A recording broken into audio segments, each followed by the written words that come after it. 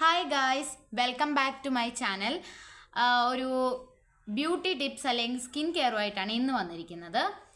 ഇത് ടീനേജേഴ്സിൻ്റെ skin care ആണ്. നമ്മുടെ തംബ്നെയിൽ കണ്ടപ്പോൾ തന്നെ മനസ്സിലായല്ലോ കാര്യം എന്തുവാന്ന്.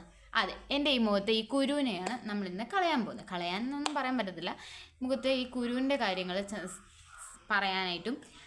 തംബ്നെയിൽ കണ്ടപ്പോൾ തന്നെ മനസ്സിലായല്ലോ മുഖക്കുരു പേടിക്കണോ അതോ ശ്രദ്ധിക്കണോ, ഇതെങ്ങനെ മാറ്റാം എന്നൊക്കെയുള്ളതാണ് ഇന്നത്തെ വീഡിയോ. അപ്പോൾ ടീനേജേഴ്സിന് ഉപകാരപ്രദമാണെന്ന് വിചാരിക്കുന്നു. വീഡിയോ ഇഷ്ടമായാൽ ലൈക്ക് ചെയ്യുക, പിന്നെ നിങ്ങളുടെ ഫ്രണ്ട്സിന് ഷെയർ ചെയ്ത് കൊടുക്കുക. എന്തെങ്കിലും ഡൗട്ട്സ് ഉണ്ടെങ്കിൽ കമൻറ്റ് ചെയ്യാനും മറക്കണ്ട. നിങ്ങൾക്ക് ഇതുപോലത്തെ ഇൻഫോർമേറ്റീവ് വീഡിയോസും സ്കിൻ കെയറും ഒക്കെ ആയിട്ടുള്ള വീഡിയോസ് ഇനി വരുന്നതായിരിക്കും. അതിനായിട്ട് സബ്സ്ക്രൈബ് ചെയ്ത് ബെല്ലൈക്കൺ പ്രസ് ചെയ്ത് ഓൾ എന്ന ഓപ്ഷൻ കൂടി ക്ലിക്ക് ചെയ്യാൻ മറക്കണ്ട. എൻ്റെ വീഡിയോസ് നോട്ടിഫിക്കേഷനായിട്ട് നിങ്ങൾക്ക് വരാനായിട്ടാണ്. അപ്പം ഇന്നത്തെ വീഡിയോ മനസ്സിലായല്ലോ, ടീനേജേഴ്സിനുണ്ടാവുന്ന ഈ മുഖക്കുരു. ഇത് എന്തുകൊണ്ടാണ് വരുന്നത് അതാണ് ആദ്യം പറയുന്നത്. ഇത് കുറച്ച് കാരണങ്ങൾ കൊണ്ട് വരാം. എന്താണെന്ന് വെച്ചിട്ടുണ്ടെങ്കിൽ ആദ്യത്തെന്ന് വെച്ചിട്ടുണ്ടെങ്കിൽ ഹോർമോൺ. നമുക്ക് ഈ പ്രായത്തിൽ ഉണ്ടാകുന്ന ഹോർമോൺ ചേഞ്ചസ്, ഹോർമോൺ ഇൻബാലൻസ്, ഇതൊക്കെ കൊണ്ടായിരിക്കും ആദ്യം മുഖക്കുരു വരാൻ ചാൻസ്. പിന്നെ എന്ന് പറഞ്ഞിട്ടുണ്ടെങ്കിൽ ഓയിലി സ്കിന്നുകാർക്ക് മിക്കവർക്കും വരുന്നതാണ് ഈ മുഖക്കുരു. അതെന്ന് വെച്ചിട്ടുണ്ടെങ്കിൽ നമ്മുടെ സ്കിന്നിലുള്ള എക്സ്ട്രാ ഓയിൽ കൊണ്ട് ഉണ്ടാകുന്നതാണ് ഈ മുഖക്കുരു എന്ന് പറഞ്ഞിട്ടുണ്ടെങ്കിൽ. ഇത് എങ്ങനെ മാറ്റാം, ഇതൊക്കെ നമ്മൾ ഇന്ന് ഈ വീഡിയോയിൽ ചർച്ച ചെയ്യും. അപ്പോൾ മൂന്നെന്ന് പറഞ്ഞിട്ടുണ്ടെങ്കിൽ ഡേർട്ട്, നമ്മുടെ മുഖത്തുള്ള ചെളി പൊടി ഇതൊക്കെ കൊണ്ടിട്ടാണ് കേട്ടോ പിന്നെ വരുന്നത്. ഇതെങ്ങനെ മാറ്റാം അതാണ് ഇന്നത്തെ വീഡിയോയിൽ പറയുന്നത്. ഇതിൽ നമ്മൾ എന്തുകൊണ്ടാണ് ഇത് വരുന്നതെന്ന് ഞാനിപ്പോൾ പറഞ്ഞു. ഇനി ഇതിൽ ചെയ്യാൻ പാടില്ലാത്ത, അതായത് ഈ മുഖക്കുരു നമ്മുടെ മുഖത്തുള്ളപ്പം നമ്മൾ ചെയ്യാൻ പാടില്ലാത്ത കുറച്ച് കാര്യങ്ങളുണ്ട്, എന്നാൽ മിക്കവരും ചെയ്യുന്ന കാര്യം. അപ്പം നമുക്ക് നോക്കിയാലോ എന്താണ്. ഫസ്റ്റ് കാര്യം എന്ന് വെച്ചിട്ടുണ്ടെങ്കിൽ, നിങ്ങൾ ഈ മുഖക്കുരു പൊട്ടിക്കാൻ പാടില്ല, ഒരു കാരണവശാലും പൊട്ടിക്കില്ല. അത് ഏത് തരത്തിലുള്ള കുരുവായാലും, ഇപ്പോൾ ഇന്ന് വന്നിട്ട് നാളെ പോകുന്ന അങ്ങനെ എന്ത് കുരുവായാലും നമ്മളിത് നമ്മുടെ കൈ ഉപയോഗിച്ച് ഒരു ടൂൾസ്, അതായത് സേഫ്റ്റി പെൻ ഉപയോഗിച്ച് പൊട്ടിക്കുന്നവരുണ്ട്. പക്ഷെ അതൊന്നും ചെയ്യരുത്.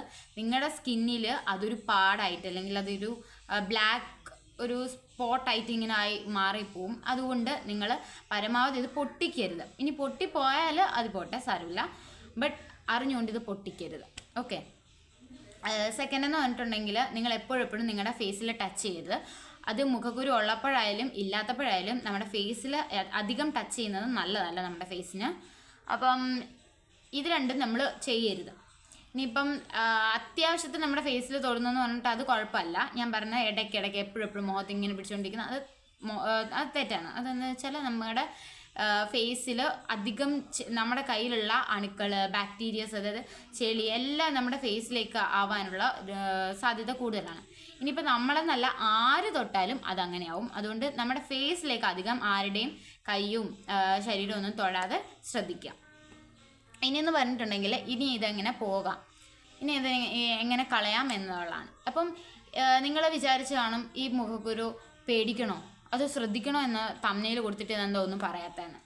ശരിക്കും പറഞ്ഞാൽ ഈ മുഖക്കുരു അധികമാവുന്നത് നിങ്ങൾ പേടിക്കണം. അധികമാവുമ്പോൾ നിങ്ങൾ ഇതൊരു നിങ്ങളുടെ ഡെർമറ്റോളജിസ്റ്റിനെ കണ്ട് ഇതിൻ്റെ കാരണം അന്വേഷിച്ച് അതിനുള്ള മരുന്ന് കണ്ടെത്തുക. 1-2 എണ്ണമൊക്കെ ആണെങ്കിൽ ഞാൻ പറഞ്ഞ കാര്യങ്ങളൊക്കെ ചെയ്താൽ മതി കേട്ടോ. ഇതെന്ന് വെച്ചിട്ടുണ്ടെങ്കിൽ, ഫസ്റ്റ് നിങ്ങൾ വെള്ളം ധാരാളമായിട്ട് കുടിക്കുക. വെള്ളം കുടിക്കുന്നതെന്ന് വെച്ചിട്ടുണ്ടെങ്കിൽ ഈ ഓവറായിട്ട് വെള്ളം കുടിക്കണമെന്നോ അല്ലെങ്കിൽ കുറച്ച് വെള്ളം കുടിക്കണമെന്നല്ല.